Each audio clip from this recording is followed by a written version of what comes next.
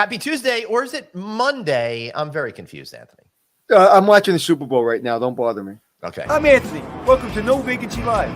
That's my friend Glenn. You're watching the #1 show in hospitality.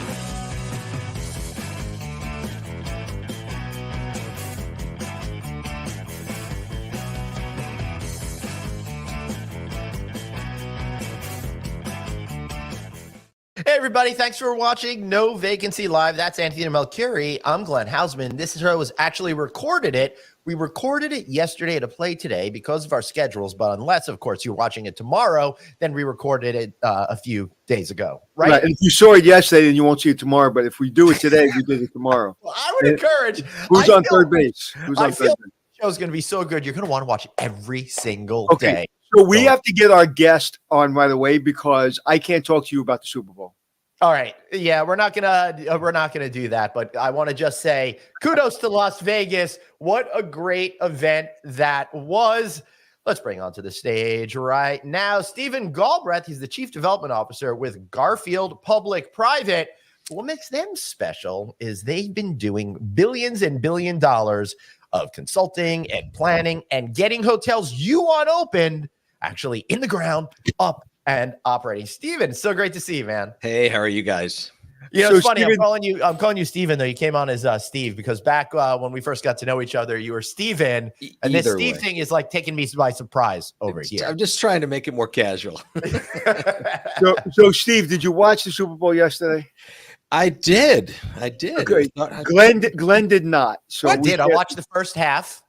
Okay, so you watched the whole game was in the last half. The whole game was in the last minute. Well, I made a couple of mistakes. I ate too many potato skins and chicken wings that I made, and it just kind of knocked me out. So Steve, I went to school. I was in the military in Missouri, and I went to school in Kansas City. So I'm a Kansas, and I sat on the board of my university. So I'm a big Kansas City fan. If I'm not a Jet fan, if the Jets aren't in. So what side were you on, and what did you think of the game? I was a little disappointed with the first half. I'm a Chiefs fan as well. I love Mahomes, and this whole who can't get enough of that Taylor Swift stuff, right? Yep. Well, I think I counted 6 times, so that was about my limit. Yeah. No, and that that it was touching at the end. Their embrace, they look like a real couple. I think it's real. That's what I said. And listen, it is what it is, and they're not hiding from it. But again, we went from the football game right to Taylor Swift. So, but the last minute, and I told my daughter's boyfriend, who I've known for 6-7 years, we watched the game together, and I turned to him. He doesn't know a lot about football. He's in theater, and I said to him, He said, why? I said, Kansas City Chiefs going to win. So why? I said, because they just put the ball in potentially the greatest quarterback to ever live. And he's going to do it. That's what he does. Don't you call a timeout there, though, to give yourself a couple seconds? I mean, they threw that thing. I'm screaming, saying, timeout. Yes, I could. If they didn't make that pass, I think they wouldn't have had time to and he turned. And if the defender turned in the Super Bowl in the corner, interception, game over. Yeah. No, I was shocked by that. I thought that would have been a timeout, and that was shocked. And it's great second half. Yeah, it was amazing, Glenn. Yeah, I know. I honestly, I really wish I had stuck around with the game, but I get distracted easily. And at the end of the game, I'm so excited that I get a text from my daughter saying a friend's father who I know won $150,000 in the Super Bowl pool. Wow! My God, that's pretty amazing. And he's a great guy, so it couldn't happen to a nicer guy. Also, pretty amazing, Steve. You guys opened up 3 hotels in Texas last year, 2 in Houston and stuff like that. A lot of people have been having issues trying to get things done, and fortunately, right now the pipeline seems to be has a lot of projects in it, according to our friends over at Lodging Econometrics. But a lot of those projects are in pre-planning stages, and a lot of projects can't seem to get over the finish line because of a lot of financing issues. Could you maybe, and we're going to talk a little bit about hospitality financing and what you're doing, but maybe let's just start with, how are you seeing the hotels that you got open last year as a model for what you're trying to get accomplished for yourself and your clients? Boy, it wasn't our plan to have 3 hotels open within 90 days. Right. That was pretty rough, 90 days. right? All over Texas. One in Abilene, which is about 3 hours west of where I live in Dallas here, Right. and two in the Houston market. One in the northern suburbs with the Conroe, and one in Baytown, which is about maybe 15 miles east. So there's a lot of traveling. Houston's and Texas in general is on fire right now, as you guys know. So many people moving to the Texas market. It's so busy for business. We also built the Westin in Las Colinas here that opened about 5 years ago. So we have just been doing more projects in Texas just because it's in our backyard and it's been great. So what's going on with Austin? Anything in Austin? Boy, Austin's on fire as well. Austin has a lot of traffic. I don't know if you've been there during the day and trying to move around. Recently, I was there about 6 months ago. South by Southwest is there. The Formula One race is there. I mean, it's almost cheaper to go fly to Monza and go spend a week in Italy with your family than it is to go do a VIP package. Listen, my daughter's going to Austin next week. I go, why Austin? She goes, because apparently it's a hot place. I go, all right, go to Joe Rogan's Comedy Club because he just opened a comedy club. And she goes, no, that's all right. I'm dying to go. I'm going to go just so I can go to the comedy club. I think 50-year-old guys go there. 20-something don't go there. No. Oh wait, and then she made her order for Terry Black's online, and I'm like, what are you doing? She goes, I don't want to wait in line. I go, no, that's the whole thing. You go, you wait online, and you go through the process. Don't pre-order it and bring it back to your Airbnb.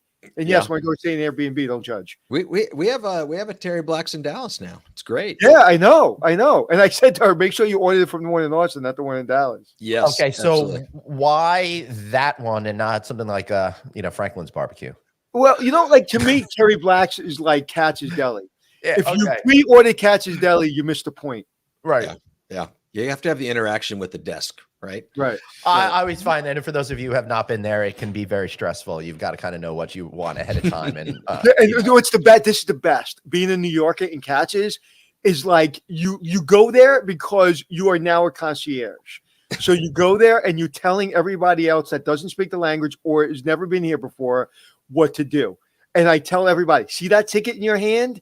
Tape it to your hand and don't lose it in Katz's. Because if you come out of Katz's with your food and you don't have that ticket, you'll get shot in the head.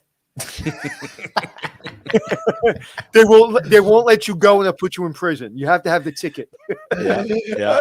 So, Steve, the main topic of today is I really want to talk about secondary and tertiary markets. Right? We see a lot of hotel development, particularly hotel development that's more select service or these quasi full service hotels like a Hilton Garden Inn, which I love, but I'm just saying that as an example for not full service type of hotels that are being built. You're a very big believer that you can get full service hotels done, financed, over the finish line, and built, and dare I say, profitable at the same time. So let's start at the beginning. Why are you thinking that full service hotels in some of these secondary and tertiary cities, which have been ignored a lot by developers and big brands, are ripe for development today? So we've got kind of a special mix here. The big issue with those cities is typically they're trying to get a convention center hotel or a full service hotel for their business community in this market, right? So we typically do these with a municipal partner. So we've got a city says, hey, we want to have, let's pick Abilene, for instance. Abilene's been trying to do a downtown hotel with a convention center for 30 years. Okay. They've got the old convention center that's there. It's got some ballroom space, got a beautiful theater. It's got some great expo space, but it didn't have a headquarters hotel. So it's really hard to get that association business and folks in there. So because if you're bringing in all these people, they're not necessarily going to stay at a select service hotel for this type of experience that they want to have. Sure. And some of them could. Some of them, when we do a city event, they're gonna fill all the hotels, really. Well, there's something about, like, in your hometown of Dallas over there, the convention center being attached to that major branded hotel. There's just such great flow with it, and you could have events that are in both places and additional food and beverage and meeting places for smaller meetings with top executives. That sort of stuff is what I think about. Sure. So, but when you take a smaller market that's got, maybe it's got a theater and 20,000 square feet of expo space, a couple ballrooms, we come in for instance, that hotel's a DoubleTree by Hilton. It's Mhm. a little bit different brand. Yeah. People don't typically look at a DoubleTree as a new build hotel, but we're really trying to take the DoubleTree brand and take that, and that's really the entry level full service hotel for Hilton in some of these markets, and we've made it. That's I mean, fascinating. It's basically a Hilton, but we weren't able to use that brand. Right. Now, let me just tell everybody, just so they know, DoubleTree has traditionally been a conversion brand, but you can do new build properties. As a matter of fact, there's one in Pennsylvania I know of. They were going to go one direction and they went with the DoubleTree because of what you were saying about availability of brands and all of that kind of stuff. Yeah, and this is the first full service hotel built in decades in Abilene. First construction tower in 40 years in the city. Okay, and honestly, so Conrad Hilton, his first hotel that he did is in Cisco, Texas, about 45 minutes away. Mhm. But the first hotel that had his name on it, was the Hilton name on it, was in Abilene, Texas, and it's still No there. way. It's still there today in that building. It's a residential building, but it's an interesting piece. So when we went to Hilton and said, "Hey, we'd really like you guys to consider this," they kind of looked back at their roots and said, "Absolutely, we want to do that." So we did. Yeah, that's so interesting to me. But what if it wasn't something that had to do with their roots? I'm sure that the numbers have still got to work out. So how much does being tied to a convention center really help in the scheme of things? Yeah. So let me kind of just back up and kind of give you a high level kind of finance how we do it. We'll go out to a city in Abilene, for instance. Let's say it's a $90 million project. I'm just making up round numbers so I can put it together. We'll go out and be able to sell maybe $60 million in bonds on the open market, and somebody like Vanguard or T. Rowe Price or BlackRock or some of these big institutional investors will buy those bonds. The city has to come up with that extra piece, and that's called the gap. So the city comes in, they'll put in their $30 million, maybe a third or so. Maybe it's a little bit more right now with interest rates, but they'll put that piece in and they get bricks and mortar for it. They get the ballroom space, they get the pre-function, they get, the podium is owned by the city. The tower piece ends up being owned by a not-for-profit. Either it's a local government corporation like we did in Abilene, or it could be a municipal development district like we did in Baytown, but it's owned by a quasi-governmental entity. And that piece, all those bonds that we sold are only against the revenue of the hotel. So the city puts in their piece, and then they get this property, and a property that they've been dreaming about for years and years. So it's important. And how much, for people that don't know, once you sell the bonds, how much control whether it be the BlackRocks or whoever come in, do they have over the say of the build? So typically they're rated bonds through Moody's or S&P. These ones have all been through S&P. We don't get a lot of input from an institutional buyer. For instance, on one of our projects, we were selling $73 million worth of bonds. In big numbers, I think we had $1.25 billion in orders. We were 25 times oversubscribed on the orders. Yeah. So that says that many people wanted to buy those bonds, and it drove the rate down. In October of 21, when we sold those bonds, we were selling bonds at 3%, 4%, 5%, not 5, 6, 7%.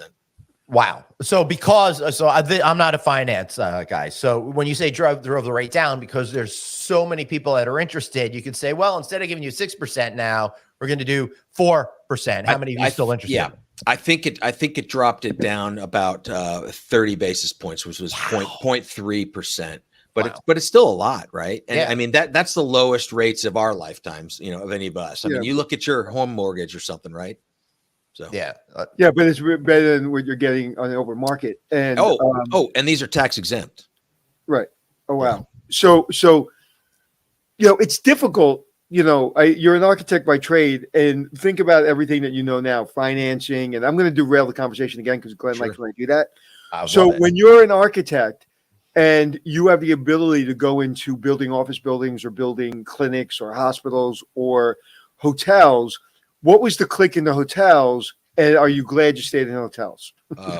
Absolutely. I mean, that's hotels are my passion. I mean, just the people we get to hang out with, right? I mean, it's the most fun projects. All the design teams are just are super talented. I think there's a passion for taking care of people, and hospitality. I think making sure people are having a great experience, whether it's having a meal or just getting in late from a business trip and being able to grab something in the market and take it up to your room or go to the bar. We just like to make sure people are getting taken care of. And so, it is all about the guests. I mean, I know a lot of people say that, but all these hotels are built for that person. Right. And you know what? And you just may be taking care of a guest in the end zone of the Super Bowl in Vegas and watching the game as you're taking care of that guest. Absolutely. Absolutely. Yeah. And Glenn would have missed the whole thing. So I know, which would have been. He definitely would have been there, but he'd be talking about the wings as they won. And everybody would be like, is he nuts? Listen, I'm sure I would have sampled some of the other food as well. The problem is, Steve, my wife came home from Florida and, she took a little something to make her flight a little bit easier. So she kind of passed out as soon as she got home and I was left alone. And there's only so many beer, chicken wings and stuff I could eat alone without, getting a little snoozy. So what are you going to do? No, but to your point, this is the best business in the world. And, as I say all the time, and we have a new show coming out called Hotel All-Stars about introducing the show, the business to people. And you're an architect, but you're in the hotel business, right? Yep, and you're a developer, but you're in the hotel business, and there, because it's exciting, it's sexy, it's unbelievable. And like you said, you hang out with the coolest people, whether famous or not famous, whether rich or not so rich, and it's amazing. One thing I'd say that we kind of find is as a, I don't know, one of our passions is bringing great design to the market and kind of to the people, right? I mean, this is not a Four Seasons, it's not a Ritz-Carlton or a Waldorf. These are kind of salt of the earth guests that are probably an association business. For instance, in Abilene, let's say it's a association of county clerks convention. Those people might not travel that much, but it's still important that they have a great experience, and they might not know why they like that room so much, but we have great lighting and we have great, jack packs for plugging in everything. You're not climbing underneath the desk and the air conditioning's quiet. And we got a great bathroom, and it's just all those things that those people leave and they've had a great couple of days in one of our hotels. That's what gets us excited, is really bringing it to those folks. And we're bringing the world-class architects and interior designers and vendors. It comes down to the nuance. If you want to kind of make friction free and you want to make seamless, you have to have the architect and with a mind of a director of housekeeping. Sure. And because it's like, I remember I was in a development meeting, and there, those little where you put your leg on these little tiles so you can shave your legs in the shower, and everybody thought that was crazy, and I was like, no. It's like, why are we talking about that now? I was like, because when you're thinking about the shower, can we think about where we're going to put that and where the shower head's going to be, and then like it brings some, because when you're in there, you're like, oh, that's cool. That it's easier for me now to do that, and I just think that this industry needs people with your mind. I appreciate from the bottom to the top, understands everything matters. Yes. I mean, we look at the same thing, the shaving shelf, where the handle is in the shower so that you can open the door and turn it on without getting soaked. Right. Oh, no, we all love doing that. All those things. I got that moved down.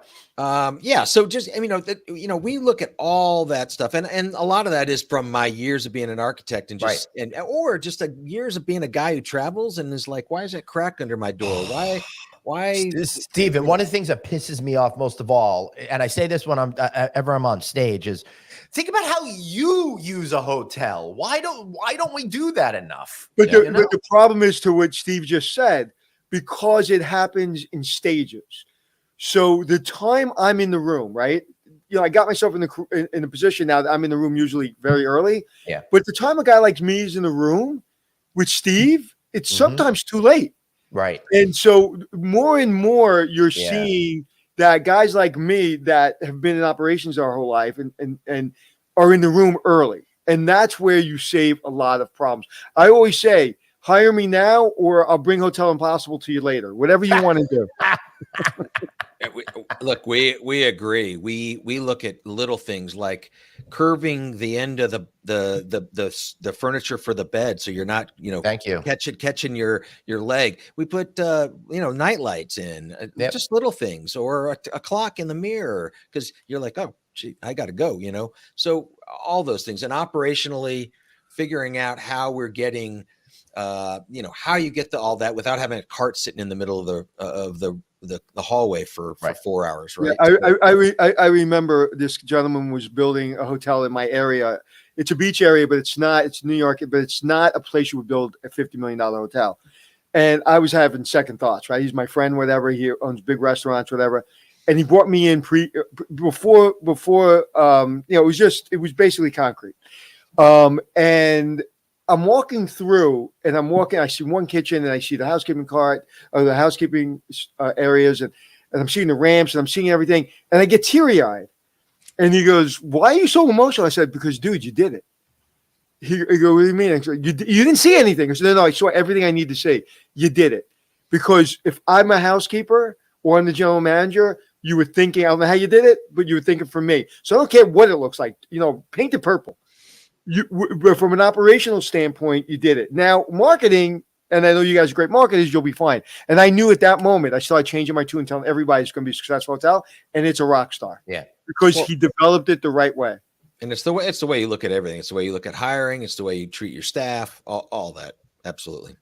So, Steve, you're involved in all parts of the project, from iteration through asset management, et cetera, et cetera. But I'm curious, we talked about this example of building a convention center hotel, but it's not just like you knock on the door of the mayor and go, "Hey, I'd like to do this." How do you create these relationships, find deals, and then get them over the finish line? Yeah, that's a whole big question. Look, going out and making the right connections and just letting people know we're here is very important. City managers move around a lot. They're a very tight group, right? One city manager that we work with, he'll be there, finish our project, and then he moves on to another city, and we get a call. And and a lot of it's word of mouth, right? I think the first thing I'd say is do what you say you're going to do and be a transparent partner. We're a fiduciary to the cities we work for. We are there to help them out. We're also here to make money, but we want the city to be able to make money as well, right? Yeah. So making the right connections, being honest with your partners, being just straight up front. We tell cities the cold hard truth, right? I mean, some cities aren't ready for it. We just tell them, "Hey, right, we think you need to mature a little bit, or just get a larger market, etc." But it's something that we've always done. We're always connected with people. We're always talking. We get references from architects. We get references from anybody. The brand could come in and just call us up one day and say, "Hey, we've been working with the city," and we just sit down and we're just honest with people. So basically, what you're saying, the best book you ever read was Everything I Learned in kindergarten. Yeah, pretty much. Right? Show up, manners. Show up. And you just said that, I wish I had a neon light over your head saying reputation, because reputation is everything. And we move so fast, especially in your world, that it takes 1 second. So a guy? Yeah, I do, but call Steve. It's that quick, because everybody else in that person's head has been declined before he even says Steve. Because they're like, okay, I have one or two guys, it's Steve. And so those little, hiccups that other people have done, Steve hasn't done that. So he's top of my list. And I think top of my head. And I think that what you just said is a lesson to every young person coming up. You cannot you can't put your reputation second. Absolutely. And I'll tell you, very often we don't like to respond to RFQs. If it goes out to RFQ, it's probably not for us. But many times we'll kind of send in a non-responsive response. We just tell them, "Hey, you asked these questions, but here's the questions that we think you really should be thinking about. And we'd love to have a conversation with you. And if you don't find somebody you love, give us a shout." Because we're never the first developer that a city calls.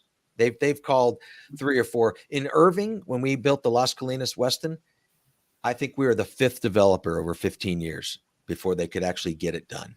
Yeah. Listen, it's sometimes you have to be number 23 before people call you for a GM job. Yeah. Yeah. Yeah. But it doesn't matter, because once you're in and you kick ass, that's really all people say about it. You said our RFQ, is that request for quote? Yeah, request for qualifications. Qualifications. Yeah, sorry. All right. Yeah, No, that's all right. We RFQ. just like to try to educate people. In this case, you've now just educated me, because I'm not familiar with that one as well.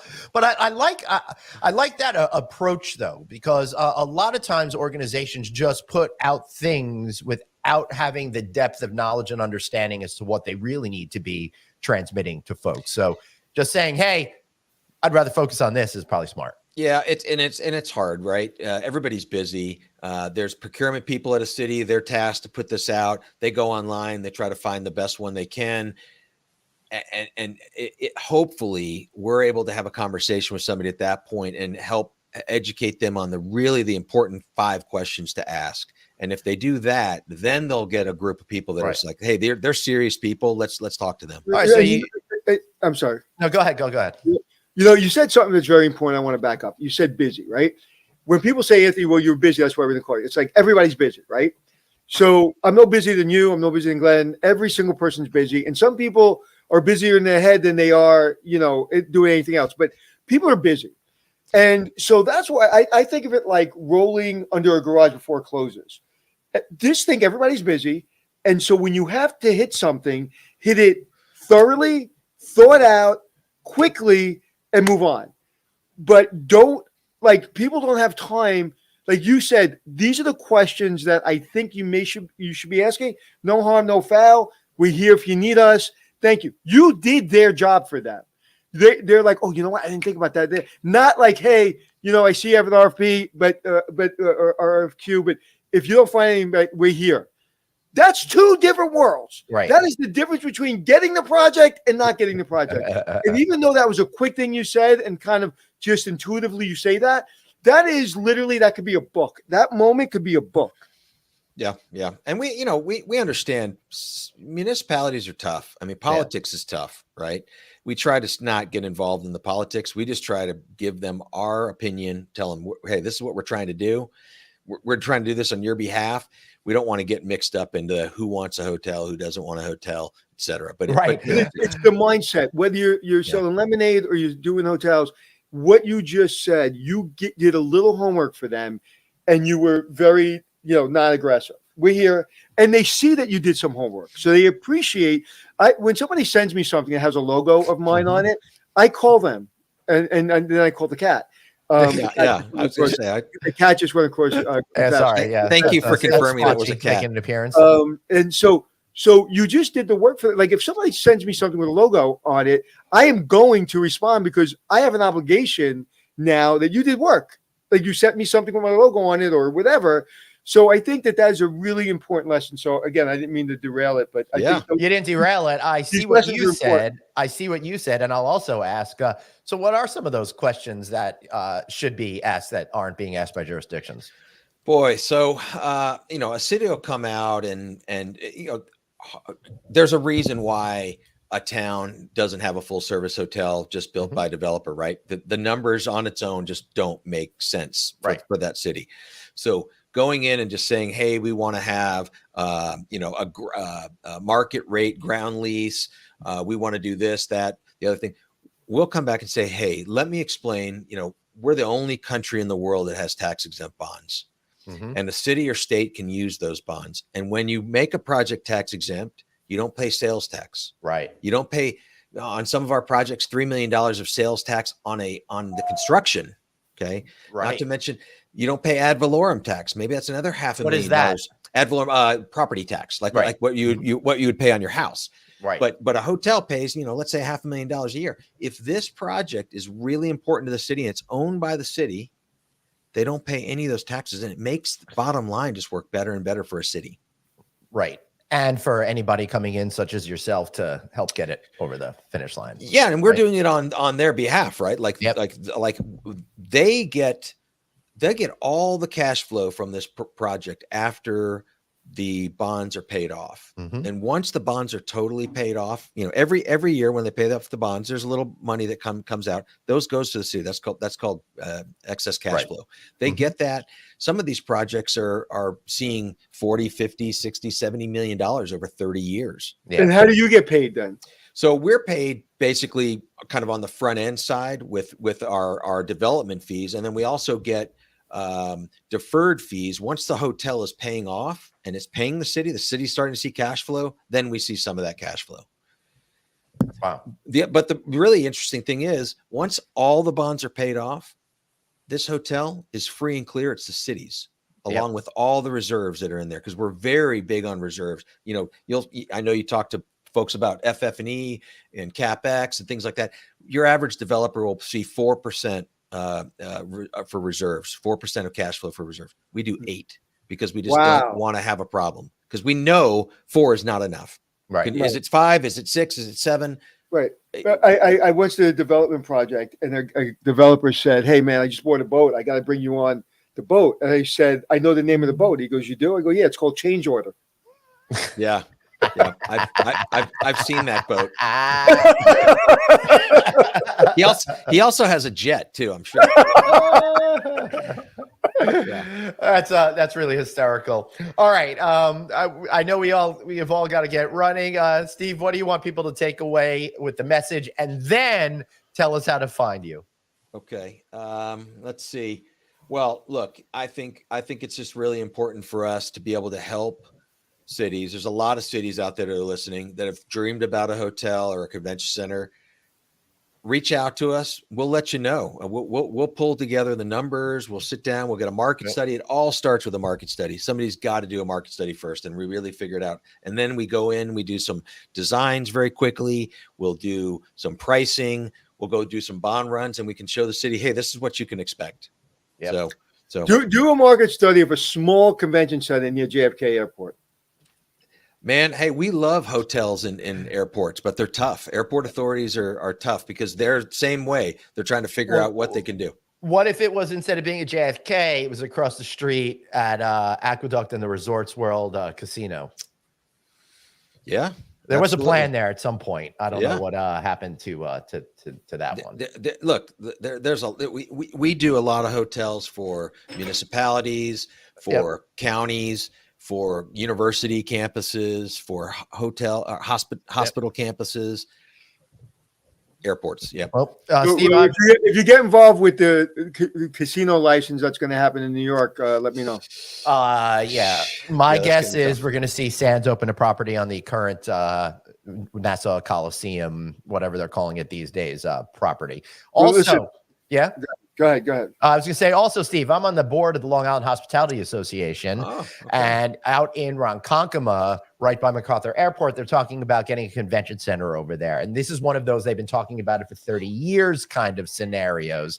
Yeah, sure. I'd love to see more about it. I don't know who's going to win the license, but whoever wins the license, I'll be excited, if you know what I'm saying. I will say that certain companies have been very generous with supporting things within the local communities. I happen to have an affinity for that poker room. Yeah. All right. This is a great way to end it. Steve, thanks so much for being here. Really appreciate you. Have a good one. So, Anthony, I thought that's really, really cool. I love this whole idea of working in concert with jurisdictions to help build your business while helping a town be more successful. Yeah, absolutely. And it's a niche thing. And if you can't play a municipality, right? Well, you can only for so long. Yeah. But all the I did in Summer Stock Theater once. And also you have to have a long play. So you have to know that this is going to work, because you're getting your fees up front, but you're not playing for fees. You're playing for the cash flow at the back end. Right. So you have to make sure. So you have to have a 10-year, 5-year, 15-year plan, and you got to make sure it works. Because if not, you're just going to see your fees up front. And what's the fun of that? Yeah. Right. So you've really got to be a person, like he says, that knows that the shelf or the shaving shelf is as important as the air conditioning system you put in. And I love talking to Steve, and I think Steve, you can correct me if I'm wrong when we say goodbye to you in the green room, but I saw in your eye at the end, it's like, wow, this was kind of an unusual podcast, because we don't want to just hear what you say, Glenn, about the deals and the capital, and that's fun. And that's interesting to me and you. But I also, Steve is, he's a professor of what he does. And these lessons, like you ask him what the acronym means. And this is what I think our podcast is better than anybody else's podcast, because you get the information, you get it in the way you can learn, and it's a little bit entertaining. Yeah, I love that. And that's why over here, we're out to educate, empower, and entertain each one of you. And what better way to do that is than to follow us, download our podcast wherever you get your shows. We got a whole boatload of shows, well over 800 and change, no vacancy shows alone that you could learn from. And of course, if you're listening to us, why not follow us on our respective social medias and watch us? And all shows are, of course, at novacancynews.com. Thanks so much for being here, everybody. Remember, you've got one life, so blaze on, and be kind to yourself. see you later.